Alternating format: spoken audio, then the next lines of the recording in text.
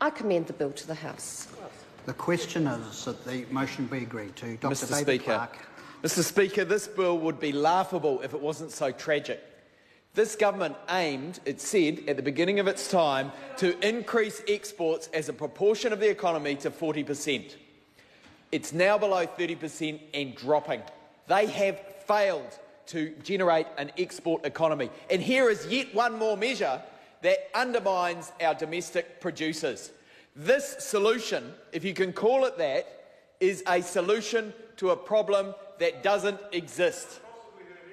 This solution is one that Australia has twice looked at and rejected resoundingly because they know it would undermine their domestic producers. They know it would undermine productive industry in the Australian economy. Over there, they are willing to ban non-resident foreign speculators from their housing market, and they support their domestic businesses.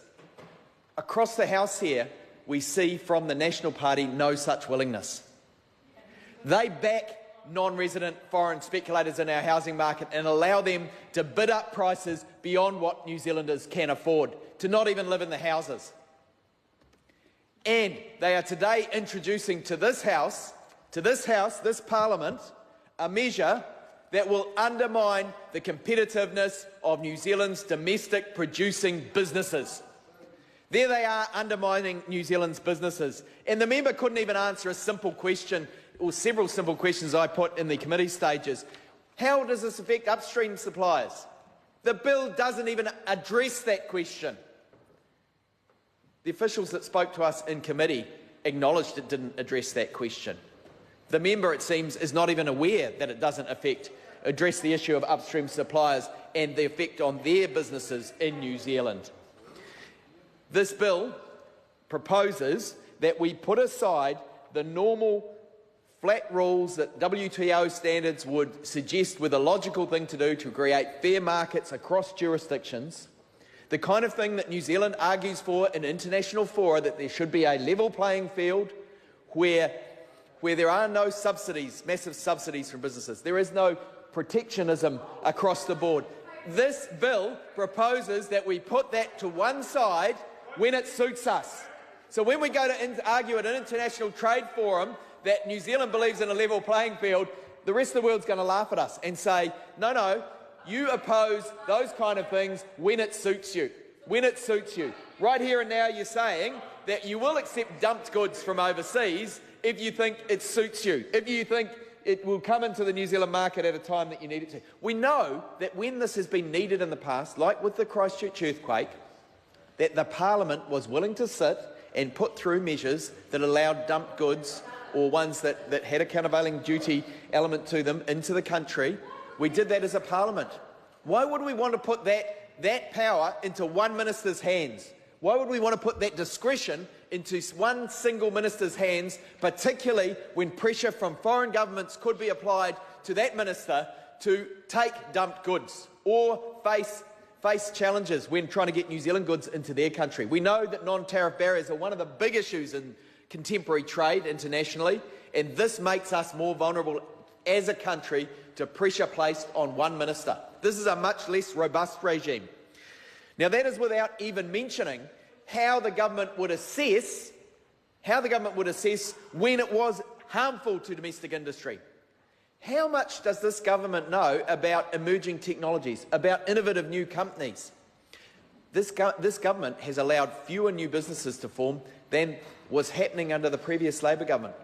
New business startups have been much slower under this government, and the stats back that up, and they sing loud and clear to the fact that this government is bad for small business in New Zealand. Here's another example, because it is the innovative players that come in, that spot goods that seem to be a bit too expensive coming into our market, that come up with innovative solutions, start new companies, and instead this government's saying, no, if we don't know about you or we haven't heard about you yet, we'll allow these goods to come in from overseas and be dumped on the market that will squash your innovative idea.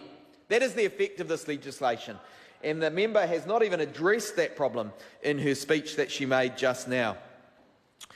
Of course, there is also the problem of the criteria that are going to be applied. They are subjective, and we heard in the Select Committee from the officials that they couldn't say because they were subjective and they used the word subjective, how these criteria would be weighted. There are 8 criteria put forward by the government, 8 factors that will be considered when assessing whether dumping in the New Zealand market is appropriate. Here are the factors.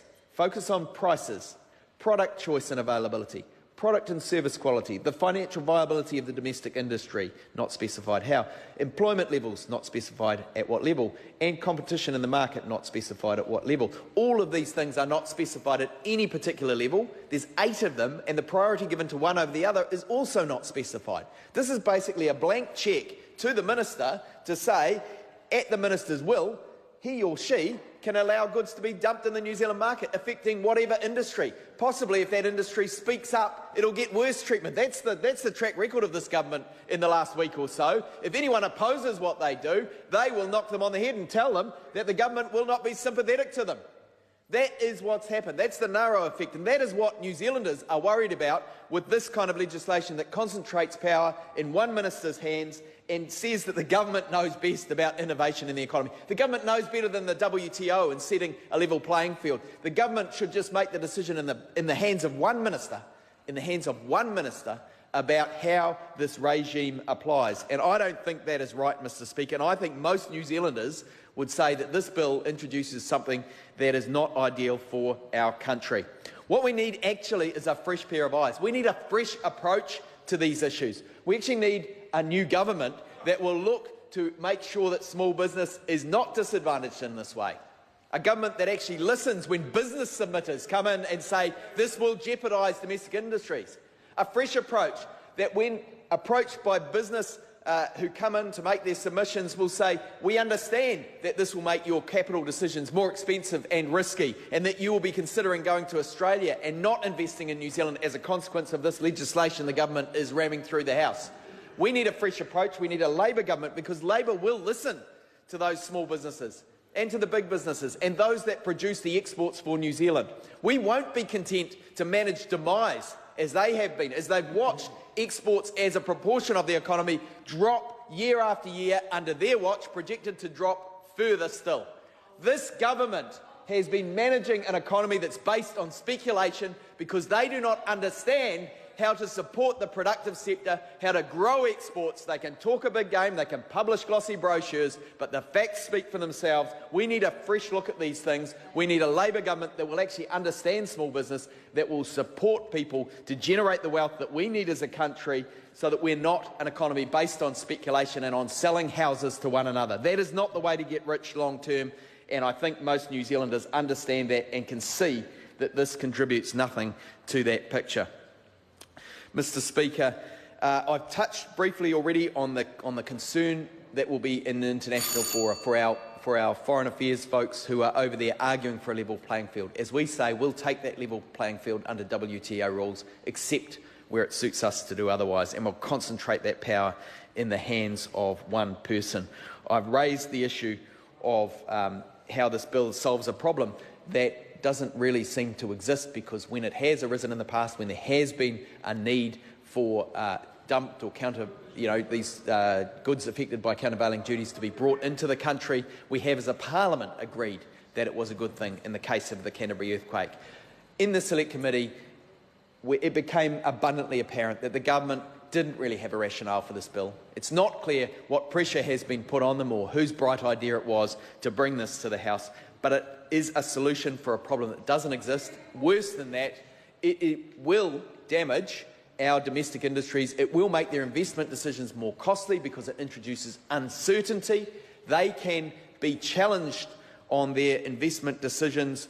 They have an uncertainty as a result of this that they will have to factor into their cost of production, and they may decide to set up in Australia as well. It's really unfortunate that this government is sitting with these old ideas that can't take a fresh look at these issues and say, we need a government that supports business to build exports in a real way, not as they are doing, managing a decline in exports as a proportion of our economy. Building a housing speculator's paradise is not good for most New Zealanders. They know Middle New Zealand are getting sick of their arrogance, Mr. Speaker, and this bill speaks to that. It speaks to a government that is out of ideas. We need a fresh approach, Mr. Speaker. I call Melissa Lee. Thank you, Mr. Speaker.